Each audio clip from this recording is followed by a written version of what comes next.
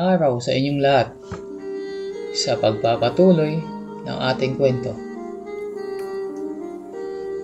Pilit na bumabawi si Melissa sa mga nagdaang araw na kapiling ang asawa. Ginampanan niya ang kanyang tungkulin bilang asawa nito. Magkaganon pa man ay hindi pa rin napuputol ang komunikasyon ng ginang sa tricycle driver. Pag nasa opisina ay panay pa rin ang text at tawag nila sa isa't isa. Kahit sa gabi, pag tulog na si Mike, ay pasimpleng tatawagan ni Melissa ang nobyo. Bogli naman si Alex pag naririnig ang boses ng asawa ng kaibigan. Madalas na naglalambing ang binata sa nobya at niyayaya itong makipagkita.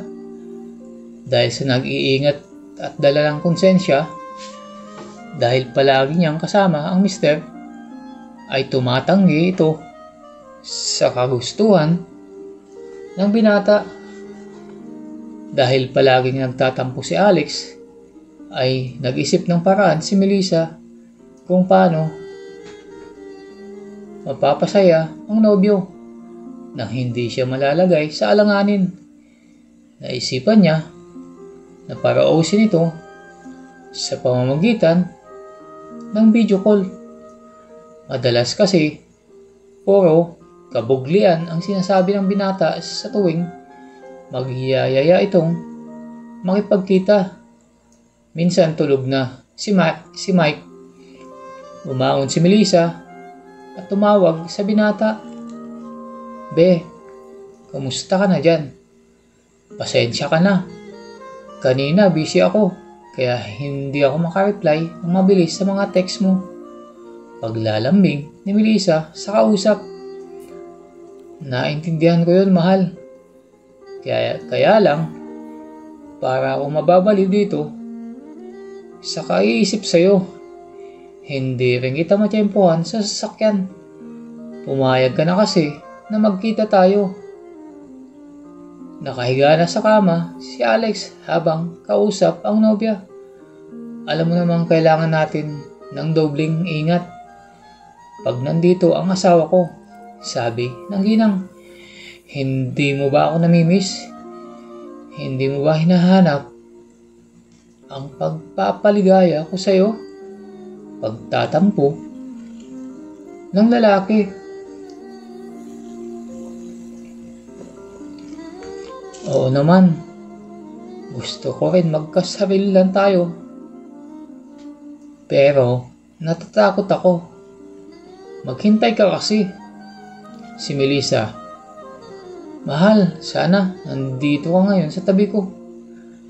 Gusto na kitang paligayahin at iakyat sa Cloud9," sabi ng binata habang may hinihimas na matigas na bagay sa mga oras na yon. "Ang bastos mo, be. Bogli na bogli ka na talaga sa akin, no?" Nag-umpisa nang mag-init si Melissa dahil sa mga malalaswang sinasabi ng nobyo.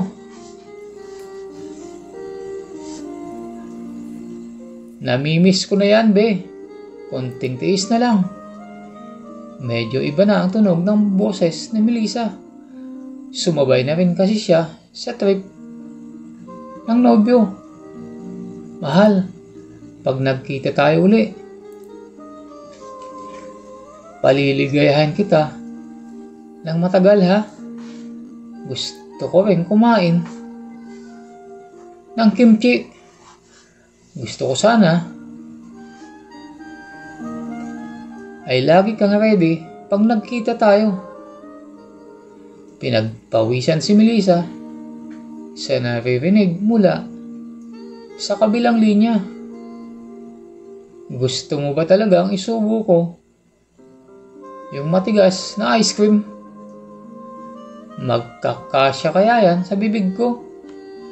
Paungol na sabi ng babae. Okay, para sa'yo, pipilitin kong isubo sa bibig ko yung napakatigas na ice cream na baon mo. Demonyo ka talaga. Nabubuglian ako dito. Naka-90s na kulay puti lang noon si Melissa. At kulay puting panloob, nakaterno nito. Nasa sala siya ng mga oras na yon at nakatayo sa may bintana. Init na ang kanyang pakiramdam habang pinapabugli nila ni Alex ang isa't isa habang naka-video call. Parang nanghihina ang kanyang pakiramdam. Kaya dahan-dahan siyang pumunta sa sopa at umupo na magkahiwalay ang mga hita. Sarap naman si Mike sa kanyang pagtulog sa mga oras na yun. Walang kamalay-malay na nasa baba ang kanyang asawa at may ginagawang kahalayan na kausap ang nobyo.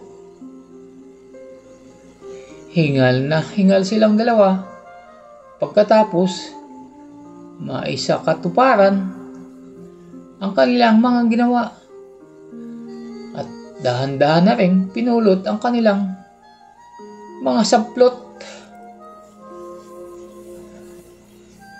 Para na rin silang totoong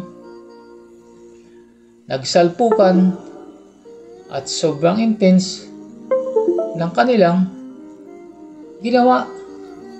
Sa sobrang pagod ay nagpaalam na si Melissa para matulog. May ngiti kapwa sa kanilang mga labi.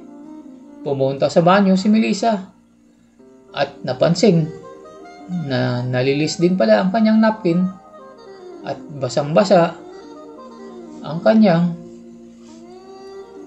sinapupunan at may halong kunting dugo. Malapit na palang matapos ang kanyang buwan ng dalaw. Pwede na ulit makipagsalpukan sa mister niya at kay Alex. Si Alex, masarap pag walang kapote. Pero baka mabuntis siya nito. Kailangan kong mag-pills. Pero baka makita ni Mike at magalit. Ito ang nasa isip ni Melissa habang naghuhugas. Nakatulugan ni Melissa ang pag-iisip kung paano hindi mabubuntis kahit walang gamit na contraceptive. Bukas, pupunta siya sa Family Planning Center upang kumonsulta. Yun ang naisip ni Melissa. Pagkatapos magpalit ng panloob pambaba, ay tumabi na siya kay Mike at yumakap dito habang makatulog.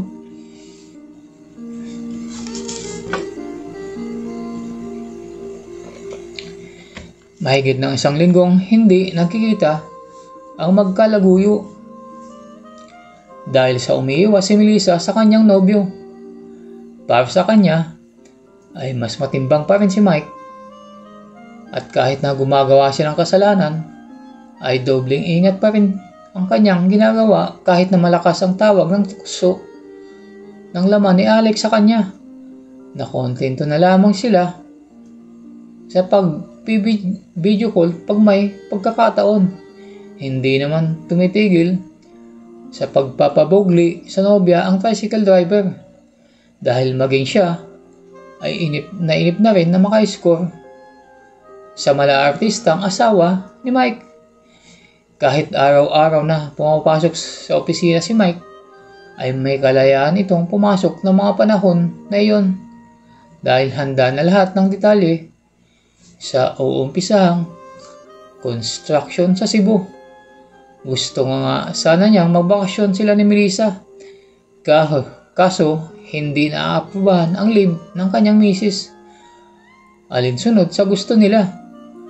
Araw-araw niyang hinahatid ang asawa sa trabaho bago siya tutungo sa opisina niya at maaga naman siyang uuwi para sunduin sa bangko si Melissa at agad silang namamasyal at magdi-dinner sa labas. Sweet na sweet ang mag-asawa pag magkasama sila at pag-uwi naman ay umaatibag kabong salpukan ang agad na nangyayari dahil tapos na ang regla ng asawa. Ilang beses namang tumitiyempo si Alex sa paradahan at maging sa opisina ni Melissa upang makita at makausap man lang kahit saglit o di kaya pag swiswertein ay mapapaligaya niya ang magandang nobya. Kaso bigo siyang makakita ng pagkakataon, lalo pat nakita niya na sinusundo ito ng mister. Minsan nang nagtangka din siyang sunduin ito, panay naman ang pahagi niya na nagtatampo pag tinatawagan siya ng ginang. Kaso wala rin siyang magawa dahil matigas ang pagtanggi ng sexing misis ni Mike na kailangan nila ng dobleng ingat dahil malaking iskandalo pag nabisto sila ni Mike. Sa opisina naman ay normal lamang ang takbo ng trabaho ni Melissa. Kahit maraming trabaho ay nakakasingit pa rin siyang mag-reply sa mga text ng binata at pati na rin sa asawa nito. Maraming beses siyang niyaya ni Alex na makipagkita dito pag lunch pero todo tanggi naman siya. Dahilan na lang niya kay Alex ay magpapakasawa silang dalawa pag natuloy na sa Cebu ang kanyang mister. Miss na niya ang ice cream ng kalaguyo at ang paraan nito sa pakikipagsalpukan. Miss na rin niyang mapuno ng likido ang kanyang sinapupunan. Ang pakiramdam ng mahaba na ice cream ng binata na pumapasok sa kanyang kaloob-looban. Nagko-condom pa rin kasi sila ni Mike dahil lingid sa kaalaman nito ay nagpa-inject siya ng contraceptive para hindi mabuntis. Mas mainam ito dahil wala siyang i-maintain na pills. Walang ebidensya. Ginawa niya ito para sa nobyo niyang mabogli. Sa gabi ay binabaling ni Melissa ang kanyang pangungilila kay Alex sa kanyang mister. Natuto na siyang magpaligaya ng lalaki at si Mike ang unang nakikinabang. Nagtaka naman sa umpisa si Mike kung bakit naging mainit sa kama ang asawa. Ay nawala din ito dahil naniniwala siya sa mga sinasabi ni Melissa na ginagawa niya ito para hindi maganap ng iba si Mike. At dahil mamimiss niya ito pag nasa Cebu na ang gwapong mister. Buo man din sa loob ni Melissa na pasarapin ang asawa, lalo na sa larangan ng pagsubo ng ice cream. Pero hindi niya maitatanggi na preparasyon niya ito para sa mas malaking ice cream ng kalaguyo. Pangalawang linggo, init na si Alex. Nag-umpisa ng gumala ang kanyang paningin sa palibot. Naghahanap ng pwedeng pasakan ng kanyang alagang cobra. Habang hindi pa pwede, si Melissa. May isa, may itsura, pero hindi pasado sa kanyang panlasa. Yung iba naman sexy, pero talo sa itsura. Wala siyang maramdamang thrill. Nilibang na lamang niya ang sarili sa pamamasada buong maghapon. Kinagabihan ay hindi sila nakapag-video call ni Melissa dahil hindi na rin ito nakatawag uli. Sigurado napagod yun sa pakipagsalpukan sa mister niya. Nasabi ito ni Alex sa kanyang sarili habang iniisip ang nobya. Nakaramdam din siya ng malaking pagsiselos dahil mas maswerte si Mike ng mga oras na yon. Dahil kapiling ang babaeng gusto niyang makasama at makatabi sa kama. Kinaumagahan ay napadaan siya sa mall na malapit sa pinapasukan ni Melissa nang may pumara sa kanyang pasahero. Sa unang tingin ay kapansin-pansin kagad ang malaki nitong hinaharap. Sexy din pero mas matangkad ang nobya niya. Naka-leggings ng kulay black ang babae at naka-spaghetti strap na blouse. Naka-shades. Nagmumura naman ang malusog na dibdib nito na unang makakatawag ng pansin kay Alex. Isinakay niya ito at ang pahatid ang babae sa isang subdivision. Walang imikans sa biyahe si Alex at ang babae dahil mukhang malalim ang iniisip nito. Nang makarating sila sa isang apartment, ay agad nang bumaba ang babae at lumapit kay Alex para magbayad. Tinanggal ng babae ang salamin. At doon nakita ng binata ang buong mukha ng babae. Namumula at mugto ang mga mata. Palatandaan, nakagagaling lang nito sa pag-iyak. Heto ang bayad. Nagmamadaling makaalis ang babae. "Miss, okay ka lang ba?" tanong ng binata sa nakatalikod ng babae at akmang papasok sa loob ng gate. Lumingon ang babae at medyo nakataas ang isang kilay at tumitig sa binata. Tiningnan nito si Alex mula ulo hanggang paa. "Kung hindi ako okay, anong magagawa mo?" Mataray na sagot ng babae. Nag-aalala lang ako sa iyo. Pasensya na." Napakamot sa ulo at nahihiyang tugon naman ng binatang driver. Biglang umiba ang timpla ng muka ng babae. Batid niyang napahiya niya ang lalaki. "Pasensya na. Salamat sa pag-aalala. Mahabang kwento, magulo." Malungkot na tugon ng babae at akmang iyak na naman.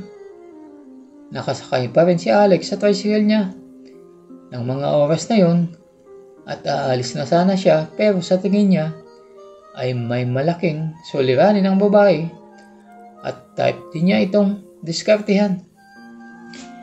Kaya bumaba siya ng tricycle. "Alam kong hindi mo ako kilala pero mukhang kailangan mo ng makakausap." Sabay lapit sa babae. Tuluyan na ngang dumaloy ang luha sa mukha ng mata ng babae at pinahid niya ito ng mga kamay. Inabot naman ni Alex ang kanyang face towel na palaging nasa bulsa niya sa babae. Tinanggap naman ito ng babae. Sabay pahid sa kanyang mukha. "Nakakahiya, doon tayo sa loob." Anyaya ng babae.